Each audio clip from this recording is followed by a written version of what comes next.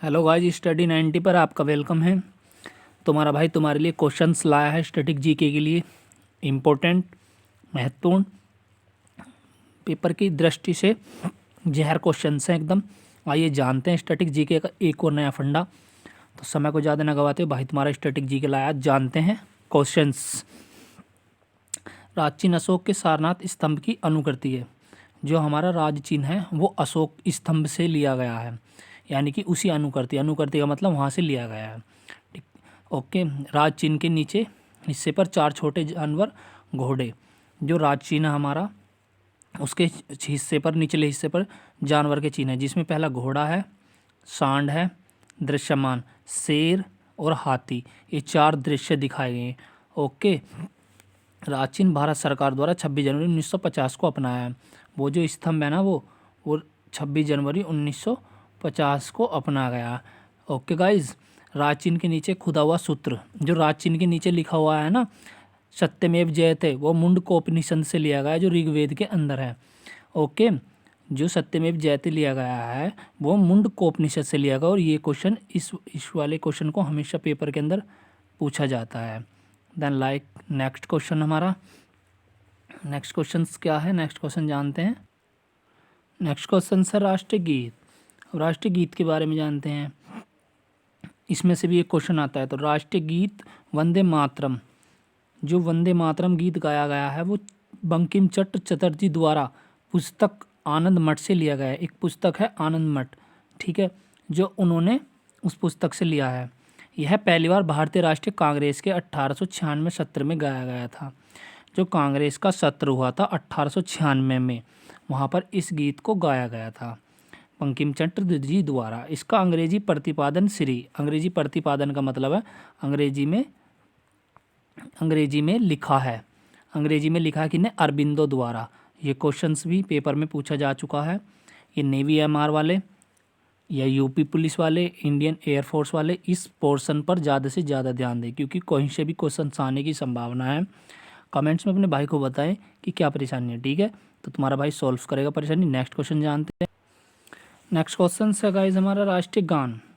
इससे भी क्वेश्चन काफ़ी मात्रा में आते हैं। मेरा मानना तो ये है कि जो मैं पढ़ा रहा हूँ, अगर आप उसको लेकर चलते रहेंगे तो काफ़ी हद तक आपको बहुत ही ज़्यादा हेल्पफुल है। कि राष्ट्रीय गान तो आप सभी जानते हैं, जो 52 सेकंड में गाया था। राष्ट्रीय गान जन गण मन पहली बार कब गाया था? तो पहली बार गाया था 1911 में, 27 दिसंबर 1911 में भारतीय राष्ट्रीय कांग्रेस के कलकत्ता अधिवेशन में। कलकत्ता अधिवेशन हो रहा था तब लास्ट में 1911 के अंदर गाया था। और 1911 में दिल्ली बनी थी भारत की राजधानी। क्या बनी थी? दिल्ली। ओके गाइस, यह भारतीय संविधान द्वारा 24 जनवरी 1950 को अपनाया था। यानी कि यह 1950 को भारत के संविधान के अंदर अपनाया गया था कि यह अब आज से ही कंटिन्यू गाया जाएगा। तो 1950 से कंटिन्यू गाया जा रहा है। और जो पहली बार गाया था वो 1911 में गाया था। इसका अंग्रेजी प्रतिपादन टैगोर द्वारा किया। प्रतिपादन का मतलब है अंग्रेजी में लिखा। तो अंग्रेजी में किसने लिखा है ये? तो अंग्रेजी में लिखा है ये टैगोर द्वारा लिखा है। इसकी रचना रविंद्रनाथ टैगोर ने बंगाली में की थी। तो इसे बंगाली में भी लिखा गया। तो किसने लिखा है? रविंद्रनाथ टैगोर ने। वो खुद बंगाली थे। और राष्ट्रीय गान इसका हिंदी संस्करण है। राष्ट्रीय गान जो है इसका हिंदी संस्करण है। ओके। पूरे गीत में 5 पद हैं। पद का मतलब जो ये लगा देते हैं ना, ऐसे लिख के, ये इस तरह से 5 पद हैं। इसका पहला पद राष्ट्रीय गान का पूर्ण संस्करण है। राष्ट्रीय गान के पूर्ण संस्करण का मतलब जितना भी राष्ट्रीय गान है वो 52 सेकंड के अंदर गाया जाता है। ओके। और नेक्स्ट क्वेश्चन जानते हैं, अपना पीडीएफ से ले लूँ मैं। तो गाइज हमारी नेक्स्ट पीडीएफ जानते हैं क्वेश्चंस।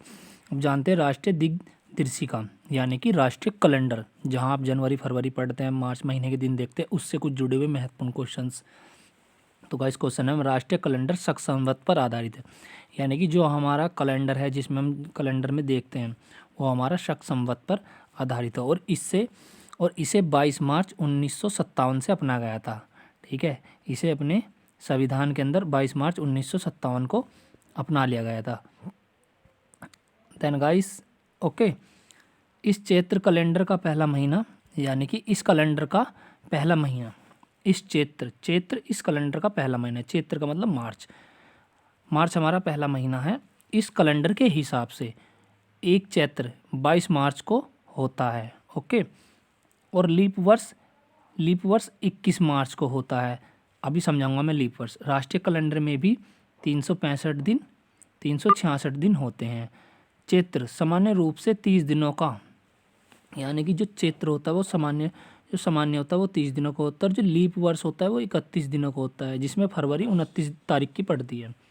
राष्ट्रीय ध्वज का डिजाइन 22 जुलाई 1947 को अपनाया गया, जिसकी लंबाई और चौड़ाई का अनुपात 2:3 है। ये क्वेश्चन बहुत ही ज़्यादा पूछा जाता है, आपसे उल्टा करके पूछ लेगा कि चौड़ाई और लंबाई का अनुपात बताओ, तो 3:2 हो जाएगा। ध्वज के मध्य में, ध्वज यानी कि तिरंगे के मध्य में जो सारनाथ में अशोक चिन्ह के स्तंभ पर बने चक्र से लिया गया है। जो अशोक के चक्र में बना हुआ चिन्ह है, वो जो ये चिन्ह है ना, वो अशोक के स्तंभ से लिया गया है। ओके, नेक्स्ट क्वेश्चन जानते हैं अपना। नेक्स्ट क्वेश्चन है राष्ट्रीय प्रतीक चिन्ह। ये क्वेश्चन भी महत्वपूर्ण है। राष्ट्रीय प्रतीक चिन्ह, तो इसे जानते हैं। ये राष्ट्रीय प्रतीक चिन्ह, राष्ट्रीय पक्षी मोर है, जिसका रासायनिक नाम है, वैज्ञानिक नाम है पावो क्रिस्तातुस। रासायनिक नाम आपसे क्वेश्चंस कर लेगा वो पेपर में जरूर, हर पेपर के अंदर एक क्वेश्चंस जरूर मिलेगा। और राष्ट्रीय फल आम, जिसका मैग्नीफेरा इंडिका है। जो ये क्वेश्चन तो शायद ही SSC GD और नेवी में भी आने की काफ़ी हद तक उम्मीद है। राष्ट्रीय पुष्प, जिसका वैज्ञानिक नाम है निलंबो न्यूशिपेरा केटन। ओके, राष्ट्रीय पेड़ बरगद है, जिसका वैज्ञानिक नाम है फाइकस बेगालेसिस। ओके, राष्ट्रीय पशु, जिसका वैज्ञानिक नाम है पैथेरा टाइग्रिस। और राष्ट्रीय जलीय जीव मीठे पानी की डॉल्फिन है। राष्ट्रीय जलीय जीव डॉल्फिन है, जिसका वैज्ञानिक नाम है प्लेटिनिस्टा